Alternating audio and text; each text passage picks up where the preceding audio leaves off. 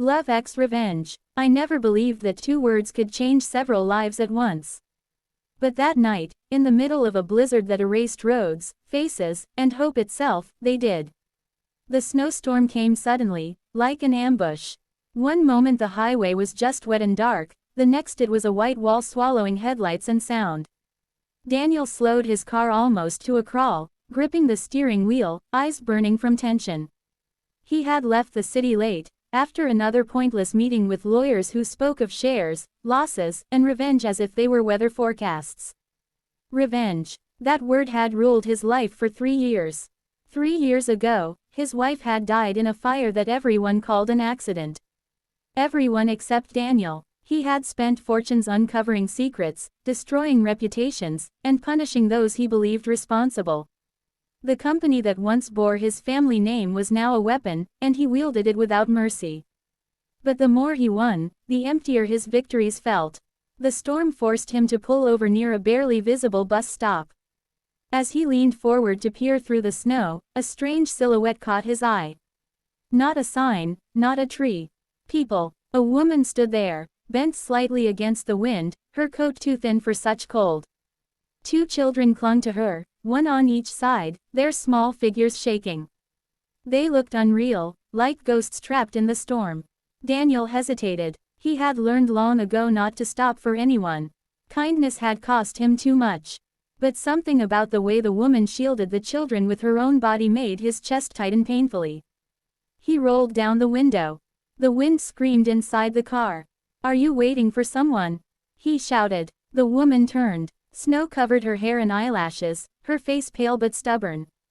She shook her head. Her lips were blue, yet her voice, when she answered, was steady. "The bus isn't coming," she said. "But it's all right. We'll manage." Daniel glanced at the children. The younger one was crying silently, tears freezing on her cheeks.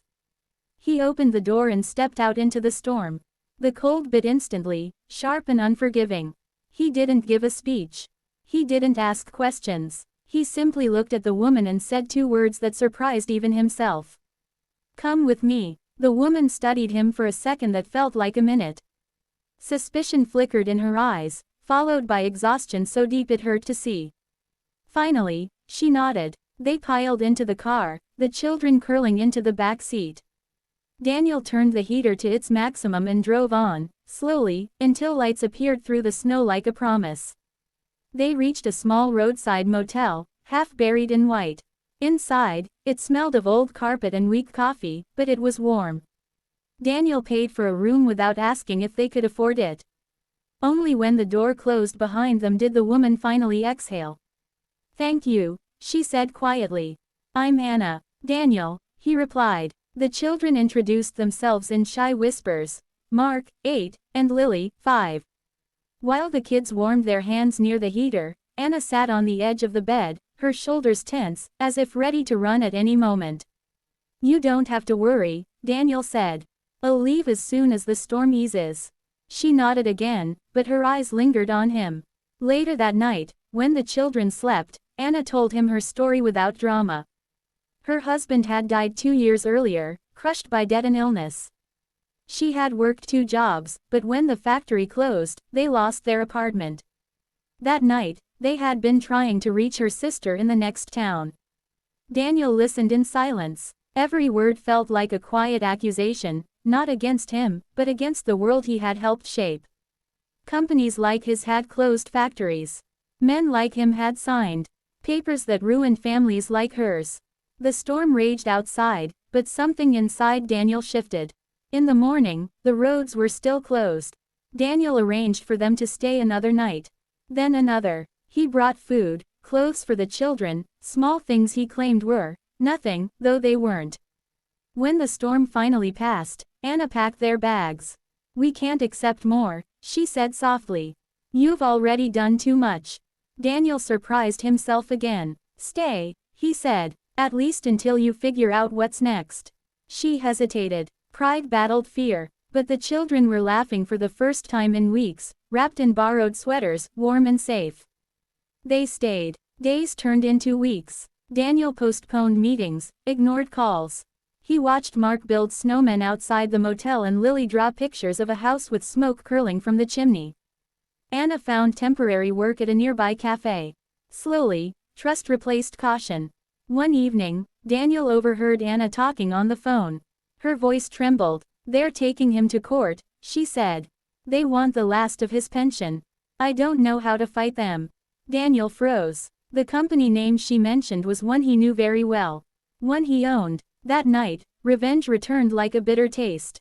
He had destroyed competitors, but in doing so, he had created countless Annas. Widows. Children standing in storms. The next morning, Daniel drove to the city. Within a week, lawsuits were dropped. Debts erased. A compensation fund appeared, quietly, without press releases. Daniel's lawyers were confused. His enemies were stunned. When Anna learned what he had done, she confronted him. "Why?" she asked. "You don't even know us."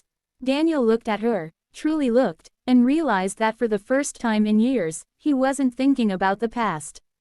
"Because someone once took everything from me," he said. "And I became someone I don't like. I don't want to be that man anymore." Tears filled her eyes, but she smiled.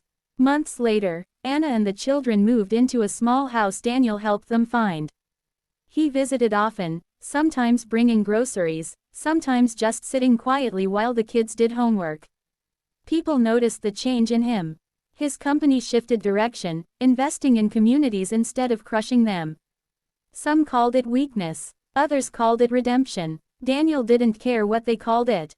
One winter evening, almost a year after the storm, they all stood outside the house, snow falling gently this time. Lily tugged at his coat. "Uncle Daniel," she said, "are you scared of snowstorms now?" He smiled. "No," he said, "I'm grateful for them." Anna met his gaze, understanding everything he didn't say. Because sometimes, love doesn't begin with grand confessions or promises. Sometimes, it begins in a blizzard, with a broken man, a widow with children, and two simple words that change the direction of fate. "Come with me."